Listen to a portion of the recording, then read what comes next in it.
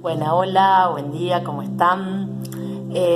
Bueno, hoy vamos a compartir un espacio teórico sobre el módulo 3, que es la dimensión subjetiva del proceso salud-enfermedad. Bueno, yo soy Diana Sowilia, soy docente, profe, psicóloga, artista. Es difícil como definirse en relación a alguno de nuestros atributos, pero bueno, les comento varios de los míos. Y es algo que tiene que ver, bueno, con esto que es la psicología. Bueno, me gustaría decirles que la psicología es una ciencia que surge en el siglo XIX y que se ocupa de estudiar la mente, la psique. La mente, digamos, tiene dos actividades básicas que son pensar y sentir, una parte como más cognitiva y una parte más afectiva, más emocional. Y eso hace nuestro mundo interno, que solamente es percibido directamente por nosotros. Nadie puede acceder directamente a mis pensamientos ni a mis sentimientos. Yo los tengo que verbalizar, poner en palabras o en gestos o en posturas para que puedan inferirlos, ¿sí? Y justamente también la psicología estudia la conducta, que es aquello que es observable del ser humano. Bueno, hay toda una etapa precientífica de la psicología que está hermanada con la filosofía. Filósofos de la talla de Aristóteles se ocuparon de cuestiones relativas, por ejemplo, a emociones como el amor, y a otras cuestiones, a los razonamientos, a cosas que hemos visto también en el módulo 1 de epistemología. Insisto con esto, el ser humano podemos decir que básicamente tiene tres dimensiones: la biológica, la del cuerpo físico; la psicológica, que es la que les acabo de mencionar, estas actividades del pensar y del sentir; y la sociocultural. ¿Sí? Es una unidad. Nosotros, a los fines de estudiarlo, lo analizamos, lo dividimos en compartimentos estancos, pero en la realidad está todo interactuando permanentemente. De hecho, cuando hay un proceso infeccioso, cuando hay una enfermedad, estas tres partes están involucradas. Hay un agente externo patógeno, pero eso influye sobre mi estado de ánimo. Me puedo sentir triste, enojado, angustiado, desesperado. Impactan los vínculos sociales, porque muchas veces tenemos que interrumpir nuestras labores a nivel de trabajo o en nuestro lugar en nuestra familia, etcétera. Entonces, tengamos en cuenta que es una división artificial para comprenderlo, para analizarlo, pero que en la realidad funcionan al unísono, ¿sí? Nuestra mente, van a ver un gráfico, digamos, que interactúa con el cuerpo biológico y de manera bidireccional. Vieron que, por ejemplo, cuando hacemos actividad física, se liberan endorfinas. ¿Y eso qué hace?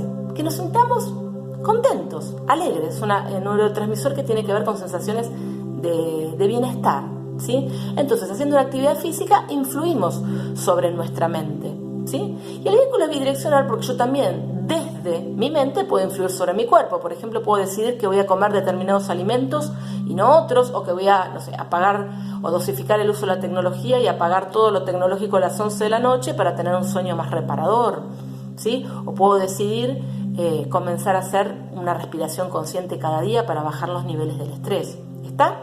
Nuestra mente influye sobre el cuerpo y el cuerpo influye sobre la mente. Y a su vez también la mente influye sobre el mundo exterior, sobre el vínculo con otras personas y con cosas, ¿sí?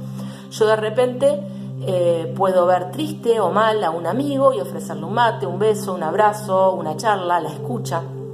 Eso ya es un montón.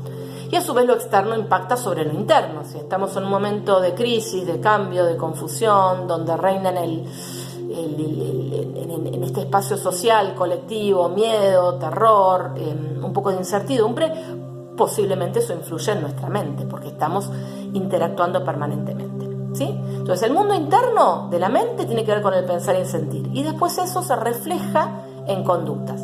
¿Hay más actividades de la mente? Por supuesto que sí. Digamos, nuestra mente es la que elige cada día, toma decisiones, piensa, razona, sufre, ríe, recuerda el pasado, se ancla en lo posible el presente, se direcciona con un proyecto hacia el futuro, sueña, imagina. Son muchas cosas las que hace nuestra mente.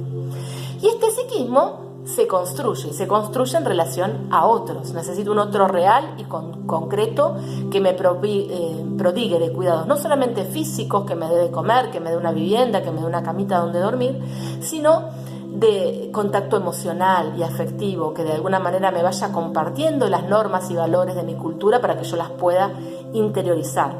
Sin un adulto que preste estos cuidados físicos, emocionales y sociales, el ser humano muere, en el peor de los casos, o enferma, tiene graves trastornos físicos y muchas veces psicológico. Sí, que es lo que pasa en lo que, digamos, en los niños que son abandonados, en situaciones de guerra o en situaciones, difíciles para una persona de hacerse cargo, y que en general tienen varios cuidadores, y se produce lo que se llama el síndrome de hospitalismo, que lo pueden buscar, ¿sí? Este psiquismo se va organizando y se va desarrollando a lo largo de diferentes etapas y se va complejizando tanto a nivel emocional como a nivel cognitivo. Pensemos que un bebé, las emociones básicas que siente son de repente llanto, que llora y expresa esto, el disgusto o el placer, que lo vemos o sonriendo o durmiendo, ¿sí? Cuando hay algo que lo hace sentir bien. Esto a lo largo de la vida es como un abanico que se va expandiendo. Hoy yo puedo sentir estados placenteros que tengan que ver con la felicidad, con la alegría, con el éxtasis, con la serenidad, con la calma, o estados displacenteros de enojo, de angustia, de tristeza, de fastidio, y ahí la lista siempre se me hace más larga. Bien. Lo que les quiero comentar cuando vean el PowerPoint es que vamos a revisar básicamente 4 teorías psicológicas, pero mi idea es que las puedan aplicar al proceso de salud-enfermedad. Me voy a servir un mate. Que no queden simplemente en la idea intelectual o teórica, sino que sean aplicables.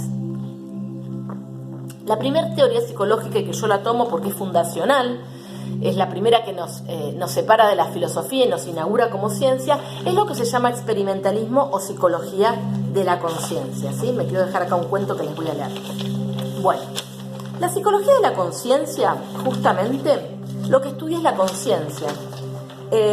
La conciencia es aquella parte nuestra, yo divido la palabra conciencia, que actúa con conocimiento, ¿sí? Es una capacidad propiamente humana. Los animales no actúan con conocimiento, actúan por instinto. Son esas conductas heredadas que están en su código genético y les permiten orientarse y saber cómo sobrevivir y cómo ayudar a que sobreviva la especie. Justamente el obrar con conciencia requiere de un trabajo y un método, que es la introspección, el observarnos a nosotros mismos, el salir de este piloto automático en el que vivimos y poner conciencia en aquello que realmente sentimos, en aquello que pensamos y creemos y en cómo actuamos, ¿sí? Lo que yo me quedo de esta teoría inaugural y que me parece tan bien valioso es ir gestando una vida con conciencia, darnos cuenta de esto, de lo que sentimos, de las expectativas y prejuicios que albergamos, que muchas veces influyen negativamente en nuestra vida para volvernos más íntegros. Bueno, paso a la segunda teoría. Revisen, que es la que se llama psicología conductista. La psicología conductista es la que muchas veces vemos en dibujitos, en películas, y que tiene que ver con que la conducta es una asociación fija entre un estímulo y una respuesta, que no es algo natural, sino que es artificial, que se construye y que se manifiesta en una conducta observable, ¿sí? Esta teoría es gringa, de los yanquis, que siempre buscan más la manifestación externa observable y medible, ¿sí? ¿Cómo se adquieren las conductas? Por los hábitos, por la repetición, por el aprendizaje. De hecho, todos hemos aprendido en la escuela primaria como loros las tablas de multiplicar. ¿Y cómo lo hicimos? A fuerza de repetir. Alguien nos decía la tabla 2 por 3 y uno decía 6, 2 por 4, 8, y así. Por ensayo y error y por repetición fuimos incorporando las tablas. Aquellas conductas que son premiadas, dice esta teoría, son incorporadas. Y aquellas conductas que de alguna manera son sancionadas, son castigadas, tienden a desaparecer, ¿sí? Esta es una teoría que es incompleta, como la anterior. No solamente nuestra mente es conciencia y no solamente nuestra mente es conducta, pero sirve para pensar muchas de nuestras conductas en nuestra vida que hemos incorporado así, por ensayo y error y por repetición. Si uno piensa un poco en la situación que estamos viviendo hoy, desde los medios de comunicación, de alguna manera se nos condiciona a sentir, a pensar y a interpretar la realidad de determinada manera. Digamos, la familia, la sociedad, los medios masivos de comunicación van modelando nuestra ideología, nuestras maneras de pensar, sentir y actuar. Hoy probablemente la mayoría de las personas, sobre todo las que miran tele, que yo hace años que no tengo, pero no es mi caso, si yo digo la palabra COVID, muchas veces la gente va a sentir miedo y pensará en la muerte. ¿Por qué pensará en la muerte y sentirá miedo? Bueno, porque es lo que los medios han repetido día tras día hace más de 180 días, ¿sí? Aunque objetivamente El 99% de las personas se curan de esta enfermedad y un pequeñísimo porcentaje mueren, ¿sí? Pero es más fuerte el condicionamiento que la realidad. Por eso también, digamos, el conductismo tiene tanta eficacia en la publicidad. Nos pueden vender muchas cosas asociando con cosas que son lindas y valiosas como la juventud, la belleza y la diversión, y así se venden, no sé, cosas que a veces no son muy sanas, como bebidas alcohólicas, cigarrillos, etc.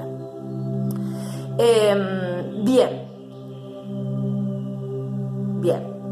Entonces, esto es parte de nuestra mente. ¿Hay condicionamientos sanos? Sí, por supuesto. Si a mí desde chiquitita me enseñaron que lavarme los dientes me hacía bien, llega la noche, termino de comer y automáticamente voy y me lavo los dientes. Pero también hay muchos de nuestros condicionamientos y de nuestras conductas que no son sanos y que tendemos a repetir. Y cuando ayudemos a un paciente, digamos, de alguna manera, a cambiar hábitos, que la mayoría de nuestras enfermedades se enraizan en hábitos y costumbres, justamente vamos a tener que revisar esos hábitos, cómo se fueron arraigados, y requiere una firme decisión y mucha voluntad modificar un hábito. De hecho, se dice que no hay que suprimir un hábito, hay que instalar uno nuevo más sano, ¿sí? Entonces, de prestar atención a nuestros automatismos, a nuestras conductas, como diría el conductismo, podemos volvernos maquinistas conscientes de nuestra vida e ir digitando qué hábitos y qué conductas queremos como perpetuar en nuestra vida. Bueno, voy a cortar este teórico y le voy a hacer una parte 2 para que no se haga tan largo, ¿sí?